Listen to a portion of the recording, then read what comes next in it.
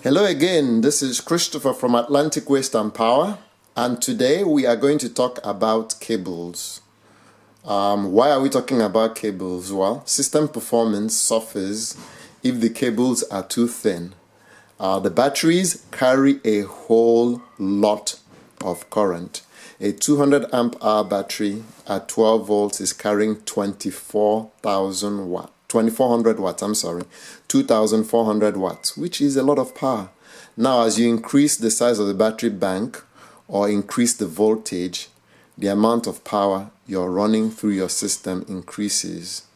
Now, when you try to charge those batteries or when you try to take current out of those batteries, that is when the relevance or importance of your cables get magnified. So, an example, if you notice that your batteries run down very quickly when you put a big load, an example of a big load is an iron or an air conditioner, then the first thing we'll advise you to do is check your cables. If the cables are fine, then you might want to check the batteries. But if you have new batteries, then your first culprit are the cables. So what you see in a lot of installations are cables that are this small. Okay, cable this small, a 4 AWG, is not really advisable for inverters, especially if you're doing a low voltage system. If you're doing a system that was 96 volts, this would work. But the average system is 12, 24, and occasion for the 8 volts.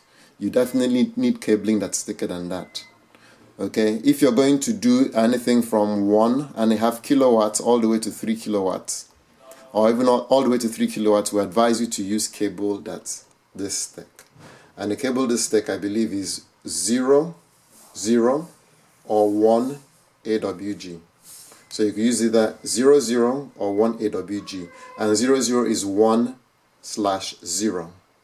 Now, for our 5 kilowatt installation, we're going to be using this cable. And this cable is 3 AWG. 3/0 AWG, which is 0, 0, 0. So for reference points, I'm going to look at the pen. Look at this pen. Look at how thick it is relative to the pen. Then look at this one, how thick it is relative to the pen. And then look at this tiny one, how thick it is relative to the tip of the pen. And then look at this one, how thick it is relative to the tip of the pen. So what we advise you to do is, if you're running appliances for an extended period of time and your battery performance is suffering, touch the cables. If the cables are hot, that's where the first and biggest problem is. If those cables get too hot, you could have a fire. So the advice we give first is take a look at your cables. Have someone put better cables. Where you cannot find a single one of these, you can double these up. Okay, you can double it up and then connect them to get the same thickness as this. Same thing, you could triple this. So 3 of these to get 1 of that. Okay, so that's it for cables today. Now, some other things we'd also highly advise people to make sure they see on their systems are these. They are fuses. Okay, I believe this is an 80 amp or 100 amp fuse, and this is between your battery and your inverter. And the reason why it's important is if your battery decides to go crazy, or there's a short inside the battery, you don't want to get into your inverter and destroying your inverter. And what you see a lot of in Nigeria, inverters that go wrong or go bad, and no one can give you a specific reason why they went bad.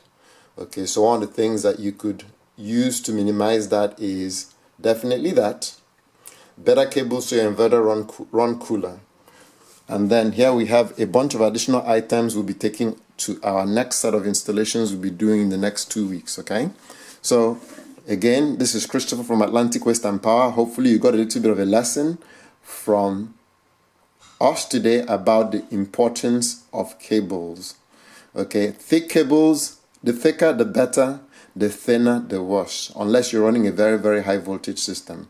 So I'm signing off, and we'll see you again very soon. Again, it's Christopher from Atlantic Waste and Power.